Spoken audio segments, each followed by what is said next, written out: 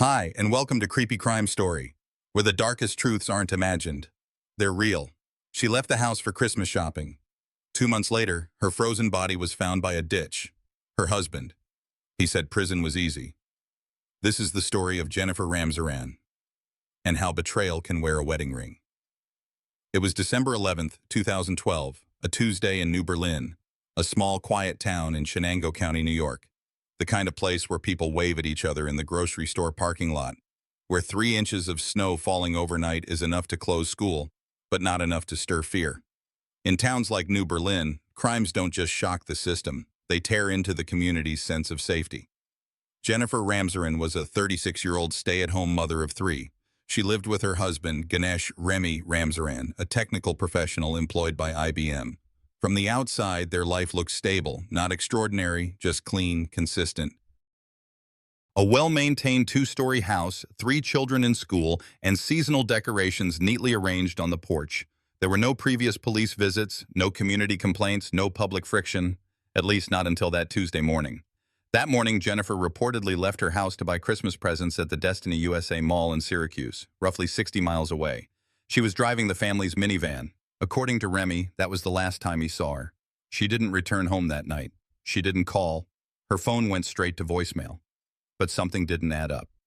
Jennifer's minivan was discovered the next day, not near the mall, but abandoned in the parking lot of a closed Verizon store in Norwich, about 12 miles from her home. Her phone was found inside, damaged, her purse was missing, and perhaps most disturbing, her heavy winter coat was still at home. The temperature that day hovered around 27 degrees Fahrenheit. There were patches of snow and ice everywhere. No rational person from upstate New York would have left without a coat, especially someone like Jennifer, who was cautious, attentive, and organized. She never made it to the mall. She never made any purchases. There were no transactions on her debit card. Surveillance from Destiny USA never captured her image.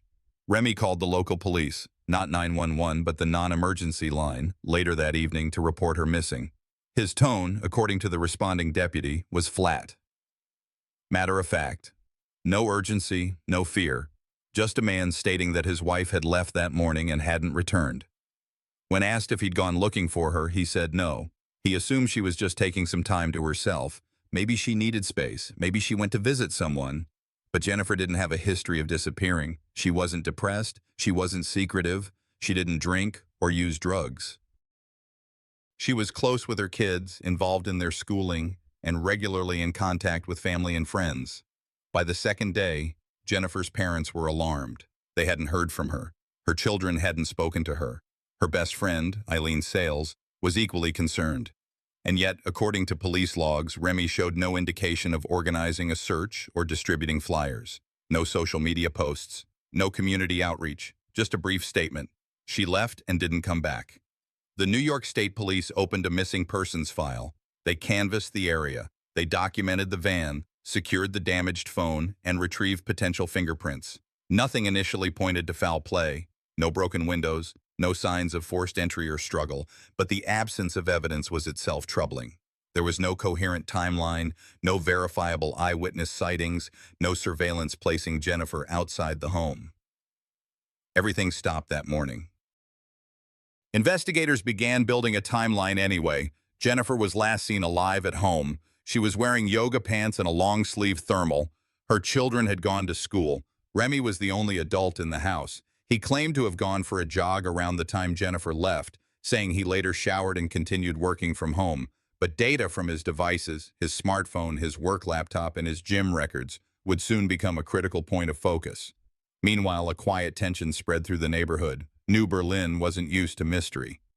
People noticed that Remy hadn't joined any search efforts, that he didn't attend the local church vigil, that he kept his blinds closed, even during the day. And still, no Jennifer. Detectives continued checking phone records, credit card activity, and vehicle movements. There were no calls made by Jennifer after 10:45 a.m. on December 11th. Her phone was manually powered off or damaged shortly after that. Her debit card had zero activity. Her vehicle's last location ping was in the Verizon lot where it was eventually found. No one reported seeing her there. No camera captured her leaving or arriving. One fact became undeniable. Jennifer Ramsaran had vanished without a trace, within a window of less than 3 hours. and the only person known to be near her during that time was her husband. But it was too soon to draw conclusions. In a missing persons case, especially involving adults, law enforcement must tread carefully. People leave on their own sometimes. They have affairs. They run. They get into accidents. False accusations are dangerous. But what investigators couldn't ignore was the growing silence surrounding this case and how clean it looked. Too clean. One senior investigator, when reviewing the early file, made a quiet note in the margin. The timeline holds too well. No movement, no friction, no noise. That's either coincidence or control. As the search entered its third week with no updates, the New York State Police officially elevated the case to a possible criminal investigation. This wasn't just a missing person anymore. It was a disappearance with red flags, and those flags pointed inward. Ganesh Ramsaran, known to his friends and colleagues as Remy, didn't raise his voice. Not to his children, not to neighbors, not even to investigators. In the early days of the search for his wife Jennifer, his tone remained consistent, mild, rational, restrained. To the untrained eye, it looked like composure. To investigators, it read like insulation. In the hours following Jennifer's disappearance, Remy's cooperation appeared complete. He allowed law enforcement into the home. He answered questions. He gave a timeline. According to his account, he had gone for a jog the morning Jennifer left for Christmas shopping. He claimed he ran to the local YMCA in Norwich, showered there, and returned home. It sounded plausible, but no one could confirm it. YMCA records showed no digital swipe from his membership card on December 11th. No employee remembered seeing him there. CCTV footage from the entrance wasn't available. The system had been inactive for maintenance. So Remy's presence was entirely unverifiable, and when asked if he could provide data from his phone's health tracker, he said the battery had died mid-run. That data gap stood out. Not because the evidence said something, it was because it said nothing. And sometimes, as one detective noted, silence in the wrong place is its own kind of noise.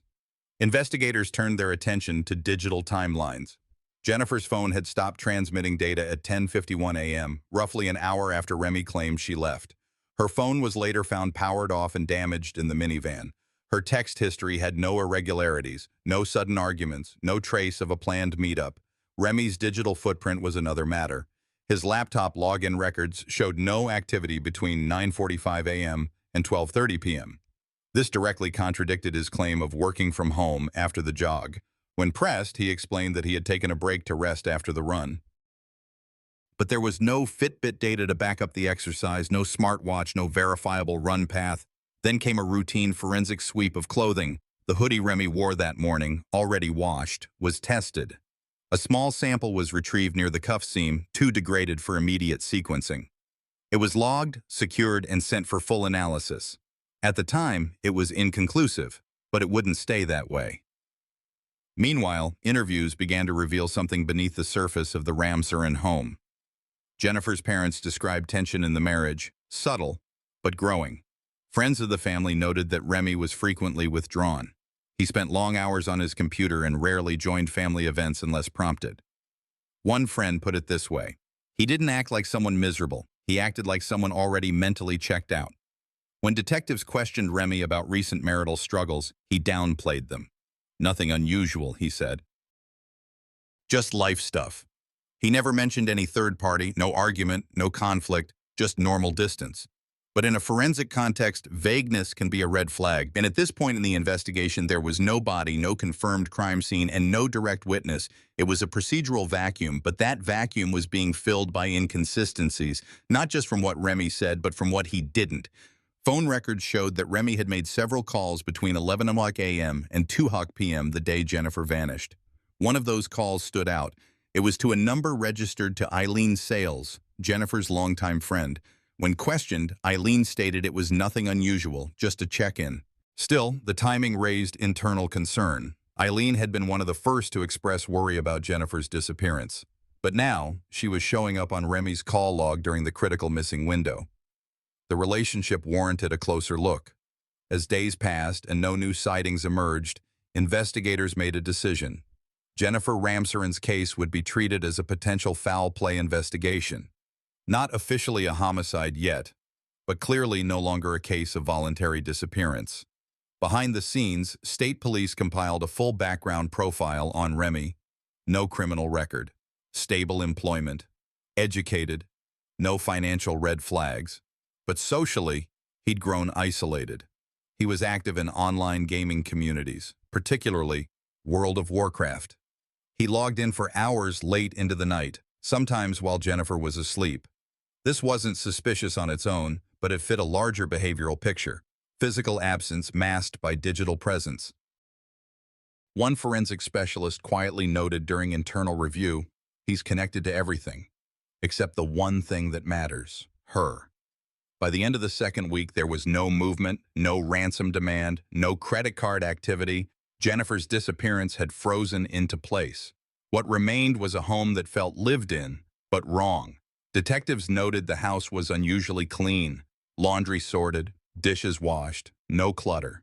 Not unusual for some families, but the abrupt neatness of it, the vacuumed carpet and arranged furniture, made more sense when considered alongside the digital silence and soft demeanor of the man inside. They didn't say it aloud, but they wrote it in their reports. Control. That was the word that kept returning.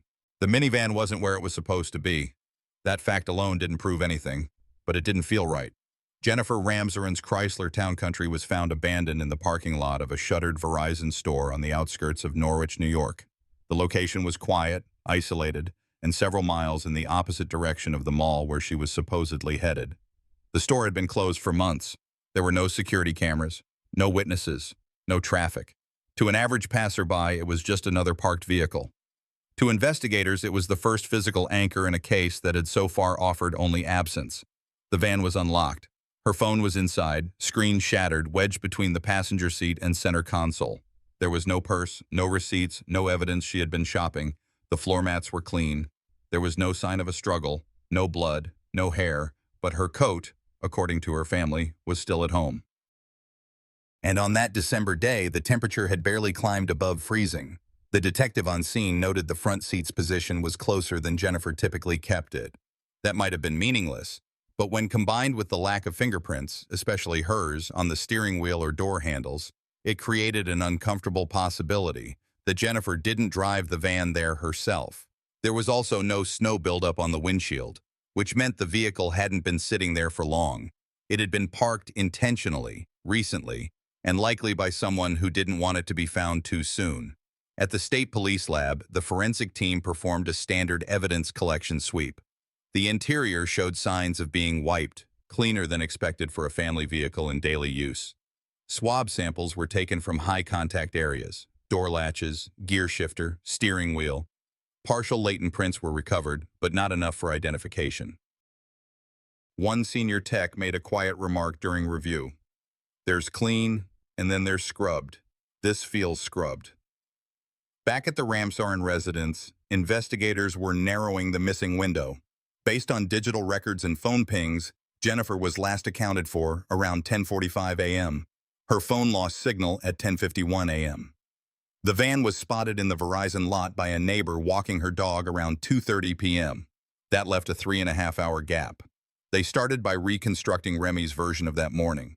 According to his initial interview, he woke up, helped the kids get ready, then went for a jog to the YMCA. He said he showered there, came home, worked on his laptop, and didn't notice anything unusual. But YMCA check-in logs showed no entry under his membership ID that day. None of the staff recalled seeing him. The surveillance system had been temporarily disabled, so no footage could confirm or deny his presence. His gym bag wasn't wet. The towel in it was dry. His workout gear was in the hamper, freshly washed. He had an alibi with no external verification. Investigators made note of every time-stamped action: phone activity, work logins, email, metadata. But from 10:20 to 12:45, his devices were quiet. That silence became its own form of evidence. When questioned again, Remy maintained his story. He didn't deviate from his timeline, but under observation, his demeanor had shifted.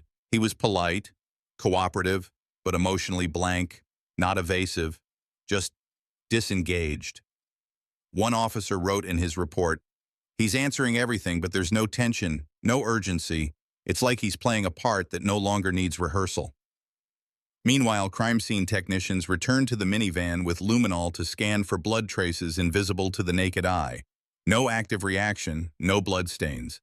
But one thing stood out: The driver's side floor mat was damp and heavily cleaned with faint detergent odor, a citrus-based cleaner not common in most household brands. It wasn't illegal to clean a car, but it was unusual to detail one immediately after a spouse went missing, especially when that spouse supposedly drove it last. Investigators sent the mat for chemical analysis. The goal wasn't to find what was there, but what had been erased. Back in the neighborhood, a quiet shift began among those who knew the Ramsarens. Jennifer's best friend, Eileen Sales, had been supportive in the early days, organizing calls, checking on the kids, even showing up to comfort Remy, but her presence had become less frequent. Her communication with the family, less visible. Her name, already in the call log from the day Jennifer disappeared, was now highlighted in red on the investigation board. Patterns were forming, not in what people said, but in what they stopped saying. A neighbor mentioned Jennifer seemed more withdrawn in the weeks before. A family acquaintance described her as unusually reserved at a Thanksgiving event just days earlier. None of it was damning, but the undercurrent was steady. Jennifer Ramsaren had disappeared on a cold Tuesday morning. Her vehicle had reappeared without her, parked in a place that didn't make sense, and cleaned in a way that raised questions. Her phone had been silenced.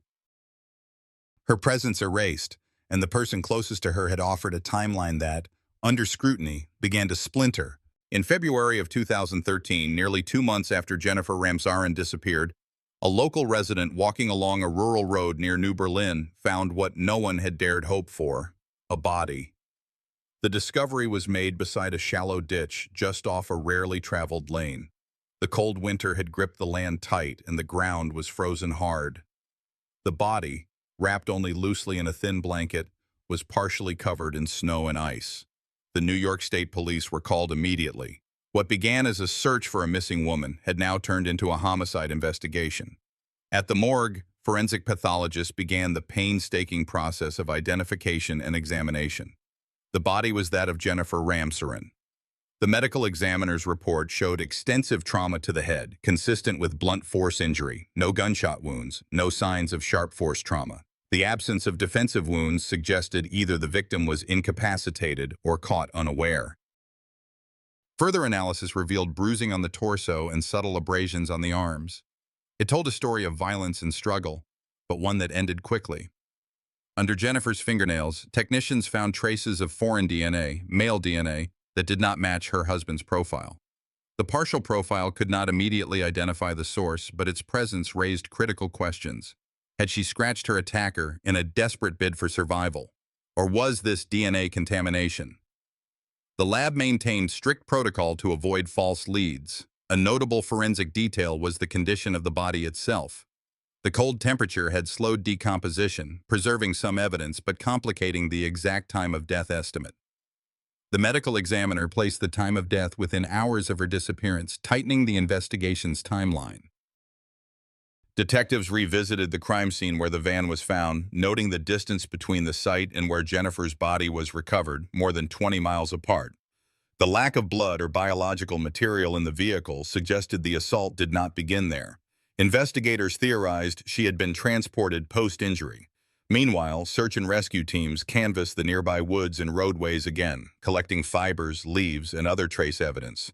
None proved immediately significant, but all were cataloged for comparison.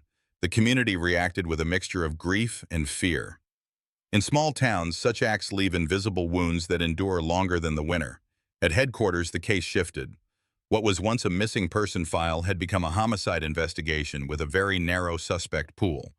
Investigators continued to analyze Remy Ramsaren's digital footprints, communications, and whereabouts, looking for any inconsistencies or clues tying him to this scene. One lead that emerged was a conversation with Jennifer's best friend, Eileen Sales, who revealed tensions in the marriage that had not been apparent earlier. She described late-night phone calls and hushed arguments in the weeks before the disappearance.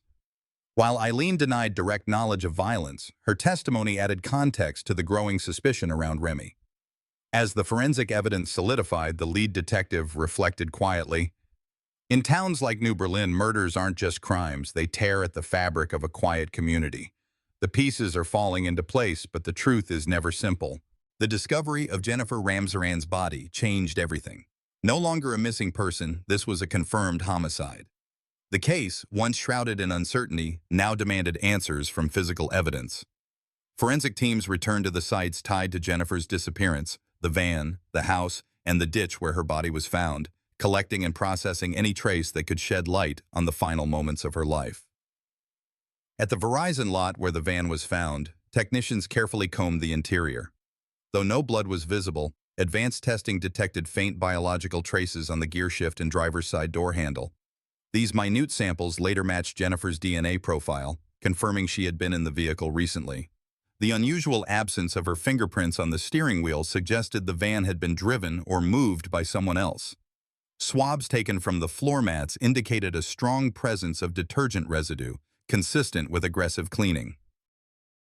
Forensic analysts concluded that attempts had been made to remove potential evidence. Inside the Ramsaran home, investigators discovered new anomalies. The washing machine held a load of clothing that had been recently laundered at unusually high temperatures, a detail that suggested deliberate sanitizing. Among the garments was a hoodie identified as belonging to Ganesh Remy Ramsaran. This hoodie became critical to the investigation when forensic examination found minute traces of Jennifer's blood on its sleeve.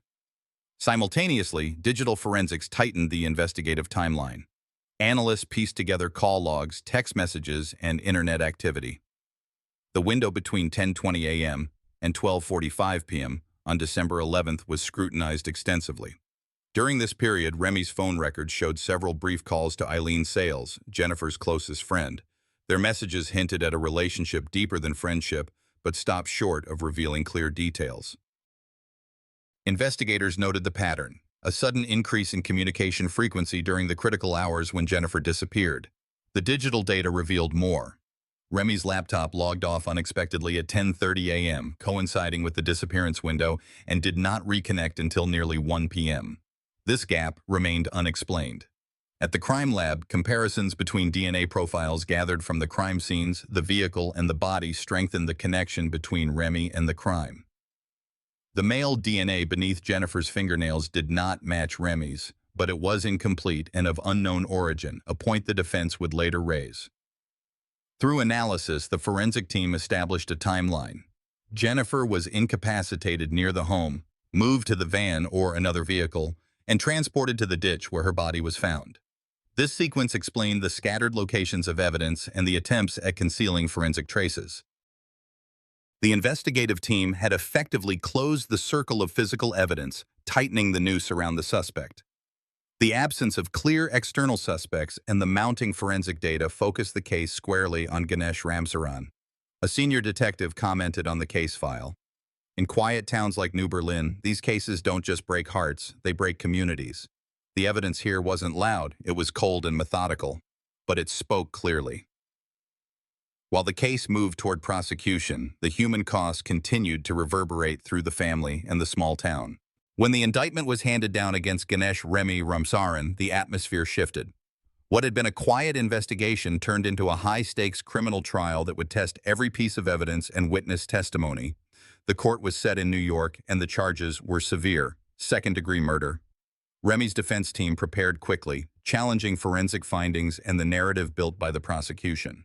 They focused heavily on the inconclusive aspects, particularly the unidentified male DNA found under Jennifer's fingernails, and questioned the validity of digital timelines that placed Remy away from the home during critical hours. Throughout pre-trial hearings, defense attorneys argued that the prosecution lacked direct evidence placing Remy at the scene of the crime at the estimated time of death. They sought to emphasize reasonable doubt, a cornerstone of criminal defense. However, the prosecution's case rested not only on forensic evidence but also on behavioral inconsistencies and digital footprints that contradicted Remy's alibis. Emails and text messages obtained from phone records showed increasing communication between Remy and Jennifer's close friend Eileen Sales in the weeks leading up to the disappearance. Although the defense argued these were innocent, the timing and nature of messages raised questions about the dynamics of the marriage. Inside the courtroom, forensic experts presented findings with clinical precision. They detailed the evidence gathered from the vehicle, the home, and the recovery site. The blood traces on Remy's hoodie, detergent residues indicating attempted cleaning, and digital gaps in his laptop activity created a composite picture that seemed hard to refute. Yet, the defense counsel managed to sow confusion around the male DNA beneath Jennifer's nails. The prosecution admitted the source was never positively identified. This uncertainty became a focal point for jurors to question the completeness of the case. As the trial progressed, the judge reminded all parties that circumstantial evidence, when strong enough, could establish guilt beyond reasonable doubt. The jury listened to timelines meticulously reconstructed by investigators, establishing that Remy's version of events was increasingly implausible. Outside the courtroom, the community followed the proceedings with growing intensity. News outlets reported on the trial daily, highlighting the complex interplay of technology, forensic science, and human relationships. The story of a man who led a double life, both in his marriage and his digital world, captivated the public. As closing arguments approached, prosecutors painted a stark picture: a man who betrayed not only his wife, but the trust of an entire community. Defense attorneys called on empathy for a man who had lost his wife under mysterious circumstances. Ultimately, the jury delivered a verdict in less than 4 hours, guilty of second-degree murder. The sentence, a minimum of 25 years to life in prison. A lead investigator later reflected, "This case wasn't just about evidence, it was about unraveling the truth buried beneath lies and silence. Justice took its course, but the scars it left run deep." The verdict against Ganesh Remy Ramsaran was firm, a conviction for second-degree murder with a sentence that promised decades behind bars. Yet, the story was far from over. Years later, new legal maneuvers would reopen the case, forcing a fresh look at the evidence and revealing cracks in the prosecution's earlier narrative. In 2022, nearly 8 years after the initial trial, Remy's defense filed an appeal citing ineffective counsel during his first defense. The argument: critical forensic evidence had been overlooked or mishandled, and the defense failed to adequately challenge prosecution witnesses. The court agreed to review the case, ordering a retrial. This decision sent shockwaves through the community that had mourned Jennifer's loss and celebrated the conviction. It underscored the complexities of the justice system, where verdicts, no matter how certain, can be contested and overturned. At the heart of the appeal were the forensic details once dismissed as peripheral. New analysis was ordered on DNA evidence, including the unidentified male profile found under Jennifer's fingernails. While the original prosecution downplayed its significance, defense experts emphasized it as reasonable doubt. Further examination of digital logs also revealed minor inconsistencies in timelines and data gaps which had previously been glossed over. Remy's laptop and phone activity were scrutinized again, this time with heightened forensic technology that uncovered deleted files and altered timestamps. The retrial, which began in 2023, was a battle over interpretation as much as fact. The prosecution maintained the integrity of their case, emphasizing the forensic linkage and behavioral evidence. Meanwhile, the defense presented a narrative suggesting alternative possibilities and cast suspicion on investigative procedures. Despite the renewed scrutiny, Remy eventually reached a plea agreement, pleading guilty to a reduced charge of manslaughter. This plea took into account the uncertainties raised during the appeal and spared the community a prolonged legal battle. The sentence was adjusted accordingly, and Remy began serving a 22-year term in a New York State prison. For those following the case, the outcome was bittersweet. Justice had been served, but the protracted legal process exposed the imperfections and challenges inherent in forensic investigations and the courtroom. Reflecting on the case years later, a lead detective remarked, "This wasn't just about collecting evidence. It was about navigating human error, legal strategy, and the elusive nature of truth." Cases like these remind us that justice is complex and never simple. The courtroom drama may have ended, but the ripples of Jennifer Ramsaran's death continue to be felt deeply within her family and the wider community. With Ganesh Remy Ramsaran sentenced to 22 years for manslaughter after his conviction was overturned on appeal, the final chapter of this tragic story reveals more than just legal consequences. It exposes the lasting impact of betrayal and the complex nature of justice. For Jennifer's children, the loss of their mother left a void no sentence could fill. Custody was transferred to Jennifer's parents, who faced the daunting responsibility of raising their grandchildren amidst grief and fractured family dynamics. The emotional trauma of a mother taken violently remains a lifelong challenge for the children, underscoring the human cost behind forensic evidence and courtroom battles. Within New Berlin, a small town accustomed to quiet, Such an act shattered the illusion of safety. Neighbors spoke in hushed tones, aware that the violence had been carried out behind closed doors. This case highlighted the difficult truth that domestic violence and betrayal often hide beneath the surface of seemingly ordinary lives. It prompted local authorities to strengthen community outreach and support systems for those in troubled relationships, aiming to prevent such tragedies in the future. From an investigative standpoint, the case demonstrated the indispensable role of forensic science in bridging gaps left by silence and deceit.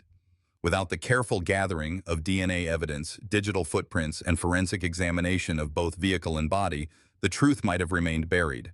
Yet the appeal and retrial also exposed vulnerabilities, how gaps in evidence and procedural missteps can complicate justice, emphasizing the need for constant diligence and improvement in investigative methods. Reflecting on the saga, one lead investigator commented, "Justice isn't just about conviction. It's about uncovering truth amid shadows and doubt. This case taught us that even the coldest evidence is tied to warm, broken lives." In the end, the story of Jennifer Ramsaran serves as a sober reminder. Behind every forensic report and courtroom argument lies a family shattered by loss and a community forever altered. It reminds us that betrayal can wear a wedding ring, and that vigilance, both legal and social, is essential in safeguarding those who cannot protect themselves. As the winter snow melts in New York each year, the memory of Jennifer's life and death persists, urging vigilance, empathy, and action. The scars left by this case extend beyond prison walls, into the hearts of those left behind, and the resolve of those who pursue justice. Before we close this chapter, I want to share something personal. Having walked through a story like this, I've learned that trust is fragile, and betrayal can come from the people closest to us. It's a reminder to stay vigilant, to listen carefully to the quiet signs, and to never take love or safety for granted. Life doesn't always hand us answers neatly, but resilience and truth-seeking are our greatest tools. What do you think about the warning signs in relationships? Have you ever faced a moment where trust was tested? I'd love to hear your thoughts. Drop a comment below and let me know where you're watching from. If this story resonated with you, please subscribe for more real crime stories that reveal the truth behind the headlines. And if this one didn't hit the mark, tell me why. I'm here to listen. Thanks for watching.